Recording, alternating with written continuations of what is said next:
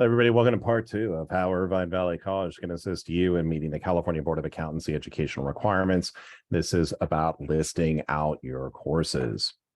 Okay, my disclaimer and copyright notice. The information and opinions in this presentation are those of the author only and not the author's employers or affiliated organizations, including but not limited to Irvine Valley College and the South Orange County Community College District. The presentation is for educational purposes only and does not constitute any legal or accounting advice whatsoever. The presentation is designed to assist students and CPA candidates with determining their educational requirement. In the state of California, via the California Board of Accountancy, I will oftentimes refer to certain courses meeting the CBA educational requirements. Note that the CBA is the ultimate authority in terms of whether or not a certain class meets the requirements. So let's kind of go through and take a look at this in terms of, what's the first step I need to take if I'm going through and about to become a CPA. So the first thing you're going to go through and do is that I'm pasting a link below this. This is a sample spreadsheet. You can go through and download it, right? And if you want me to look at it, I am more than happy to do so. But the thing that helps me is if you're going through listing out your school, doing the semester, the course number, course name, the semester units, or the quarter units. I do not need to see the grade, but if you failed the class, don't put it on there, right? If you did not pass the course, don't put it on there. So, but this is basically how this kind of goes through and works. And so I will do this part of it for you, but the very first step is going through over here and listing out your courses. Now, one of the things in terms of, for a lot of students, is that a lot of students will, if you've got your degree from a foreign country, even if it has been gone through and if it's already in English, that really doesn't matter. If it's not coming from a US accredited institution, you need to go to one of these agencies over here and then basically have them go through and translate your degree. So what they'll go through and do is you send your degree to them, and then they'll basically come back with a translation. This can take some time. So you want to make sure, and you probably want to have them also mail your transcript to the Board of Accountancy, right? Basically they don't evaluate transcripts from US schools, and then those are basically sent directly to the California Board of Accountancy.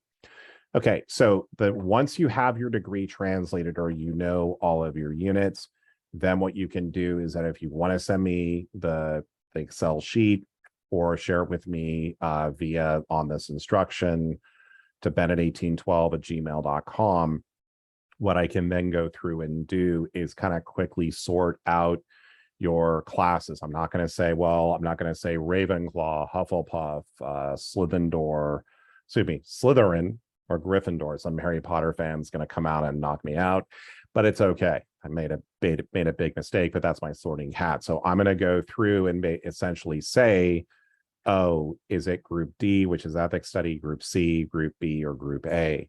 And the reason why it's really important to go through and give a full description of the classes is because you may have taken something, and if it says like American government, that's going to count towards ethics studies. So make sure you kind of go through and you are classifying this, or you're listing out your classes appropriately. I can go through and do the mapping for you. Okay. So let's go through over here. So you're the Foreign Credential Evaluation Services, the CBA tip sheet, right? So again, CBA tip sheet, accounting subjects, business related subjects, accounting study, and ethics studies. One of the other things that you also have to remind yourself of is to sit for the CPA exam. You need to have the accounting subjects and then the business related subjects done with a bachelor's degree. Now, this is also something over here as well, is that when it comes to the classes, and I'm just going to find this over here. And when you go through, and I'll just pause real quickly. So essentially over here is when you're looking at the educational requirements, right? So non-contingent, meaning that you completed a bachelor's degree or higher, you have 24 semester units of accounting, 24 semester units of business related courses. There's going to be no question that you're going to be able to sit for the exam if you have that. Now, contingent, this is a little bit different. Currently enrolled in a nationally or recognized accredited U.S. degree granting educational institution will complete the following with 100 or 6 months within that application submission, a bachelor's degree, and then these two right over here. So this is something that's really important, is like basically over here is that you have to go through, and if you make an application and you don't have your requirements met yet, you can sit for the exam, but you better submit that you've met those requirements within 240 days of the application submission. So I would strongly encourage you that before you make your application, just make sure that you're going to be able to go through and meet the requirements. When I was going through, and I have this horror story that haunts me to this day, I went to UC Santa Barbara, and I passed all 4 parts of the CPA exam while I was in school. Back in the ancient times of 1991, you could take the exam while you were in school, provided that you graduated within a certain period of time. I was in Arizona when I got a message from my roommate that UCSB called and said, you didn't graduate. Well, turns out there was no Panic at the Disco. But it turns out, though, that with that particular situation, they hadn't received my summer school transcript from a school that I was attending in LA.